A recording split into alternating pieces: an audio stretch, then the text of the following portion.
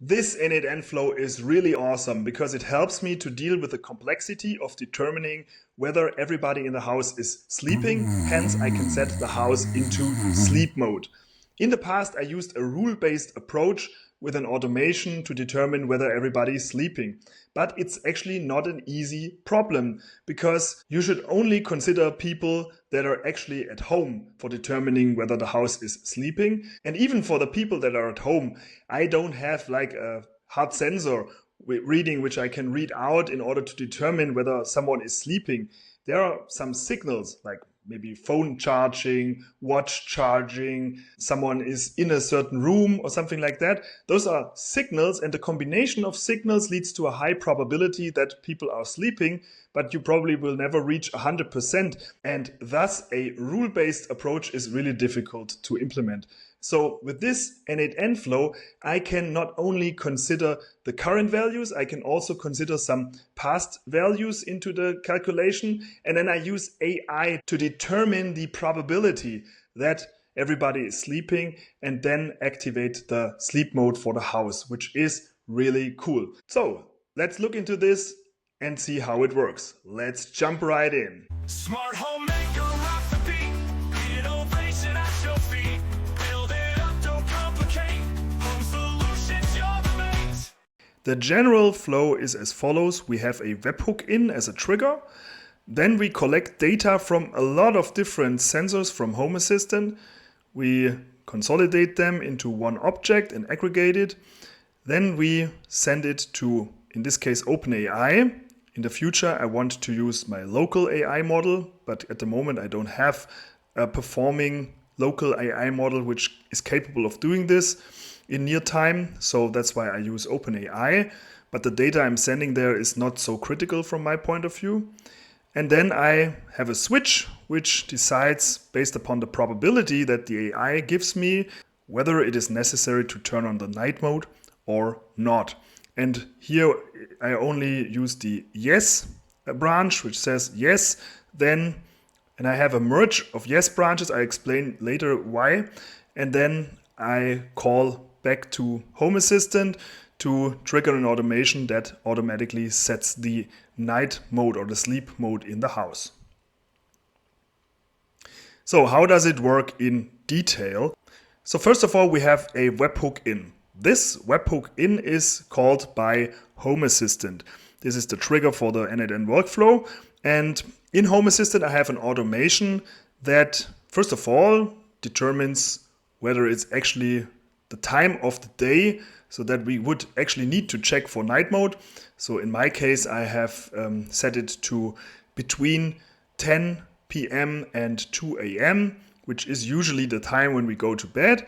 And during that time, if the presence detection sensors in my living room is in the base floor, so that's where we usually are in the evening.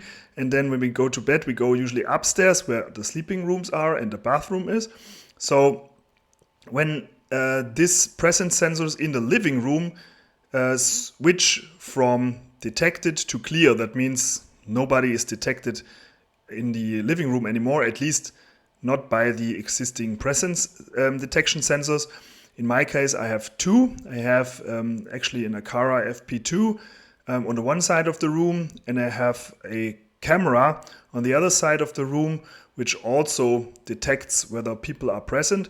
So with that, I have a quite good view of the living room, even though the room is quite big, and can, in most cases, quite accurately detect whether someone is in the room or not. So if nobody is in the room, then this webhook will be called.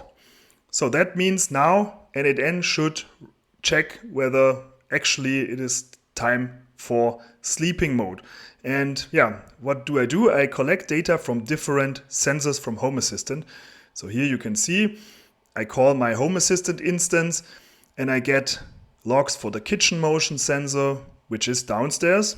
So nobody in the kitchen.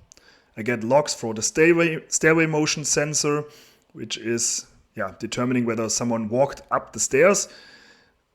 The hallway motion sensor upstairs.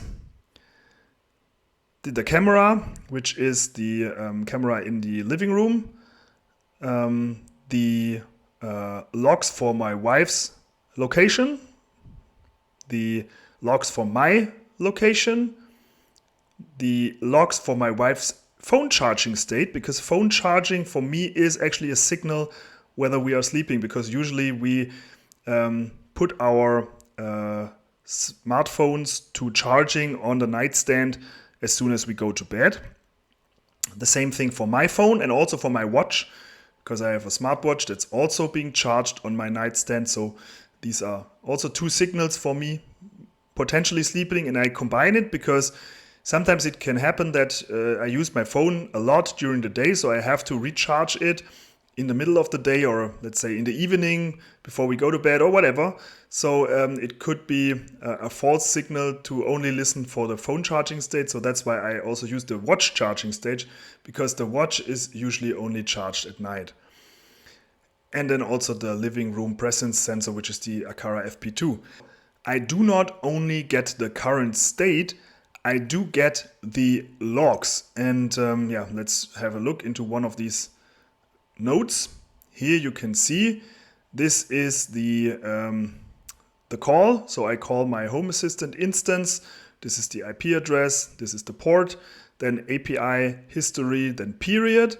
And then I have a period between now and 15 minutes earlier. Yeah? So I collect the data for the last 15 minutes, and then the end time is now.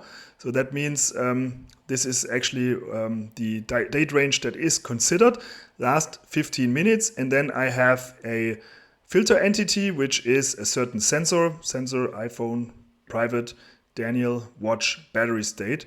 And then the minimal response and no attributes, because that's not relevant to me. And then you, of course, also need to set up the authorization, but that's not what I'm going to explain here in detail. Usually you use header auth for this kind of API call to Home Assistant, and you have to set up this as a credential here in n8n. That's actually it. There's not so much more to consider, and then you will be able to call the API and get the data for the last 15 minutes. So it will show you all the state changes of the last 15 minutes. This can be really helpful because, for example, you could see that the stairway motion sensor was clear, and then someone walked up, so it was detected, and then it was clear again because someone was upstairs then. So that is really cool because it helps also to understand what was actually happening, and you do not only see a current snapshot of the current state. That's why I use the logs of the last 15 minutes. And then we just combine all that by merging all these history inputs and aggregating them into one JSON object, which is necessary to hand it into a AI model. And as you can see here, I use OpenAI, but you can use any other AI model, of course, as well. And my goal would be to use a local model in the future because there's a certain privacy aspect to this topic here. But at the moment, my local AI instance is not yet powerful enough to execute this in near time. And I mean, for that night mode, we want to execute quite quickly, right?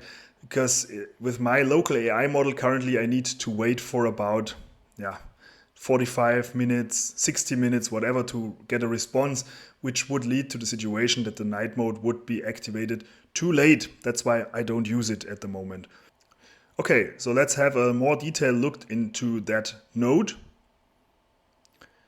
You can see I'm using GPT-5 Mini at the moment. I have a credential set up for my OpenAI account. That's what you also need to do. If you have never done that, you just go to platform.openai.com, I think, and there you can just create an API key, which you can use here. And then I have this prompt. So this prompt basically looks like this. It tells the AI model you are a smart home analyst. now is the time, and then there is an input. The sensor histories of the last 15 minutes are provided as JSON objects, which is this one here. This is the input. And then we have some explanation of all of these sensors. So it explains in detail what these different sensors are meaning, which is important so that the model can understand what's happening. And then I also tell it to say, okay, timestamps are in UTC. Then where are the different rooms, and then some reasoning rules. Yeah, for example, the downstairs empty requirement only consider sleep mode if motion or occupancy in the kitchen, living room, and stairway have been off for some minutes. If any downstairs sensor shows recent motion or camera occupancy, then do not recommend activation of the sleep mode. Also, typical bedtime signals, both phones are charging, yeah, something like that. And then also the time of day guardrail, boost the confidence only in typical evening or night hours, decrease it in the morning or daytime, even if downstairs look empty. The at-home guardrail, consider the charging signals of phones and watches only if their owner is currently home. Then also rather give a too high probability than a too low one if you are very unsure. It's better if the sleep mode has been accidentally triggered one time too often, then it would be not activated for a whole night, which is also important. And the output must be pure JSON only. Yeah, this is also important. And then this is the output. Consolidate your reasoning result into one JSON object in the following format. Score, integer between 0 and 100.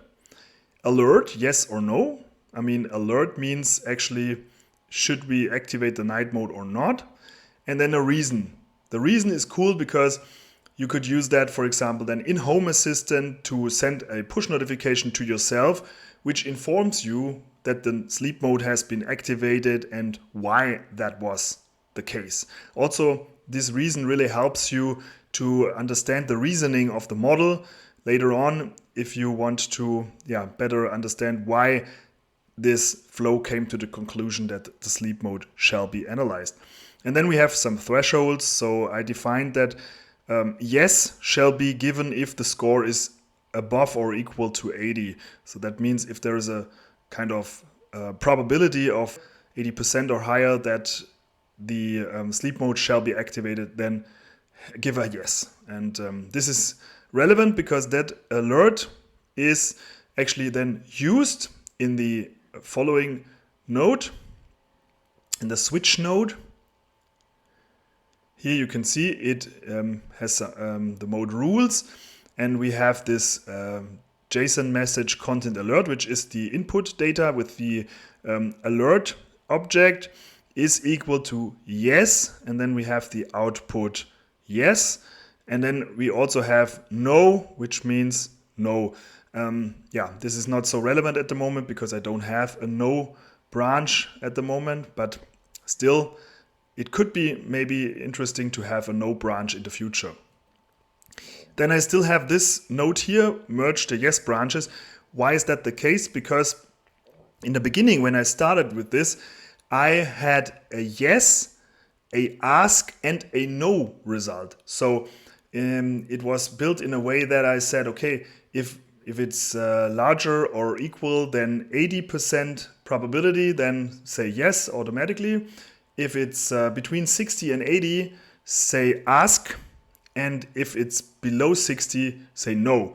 And when it was set to ask, I sent myself actually a push notification to tell myself this is the reason why the model thinks it is a quite high probability that the sleep mode shall be activated, but it's not so sure that we can automatically activate it. Do you want to activate it? And then I had a possibility to say activate or not. And then if it was set to yes, then it came back here and also jumped into that node. So this was the second input to that node, and then it continued to actually activate the night mode in the house. And for that, I just call the automation to set the home in sleep mode in Home Assistant again. So there is another automation that is being triggered then from this node, and then will automatically activate the sleep mode.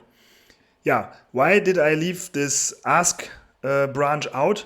Well, actually, I realized it makes no sense, because in most cases when I got this ask, then I was already asleep.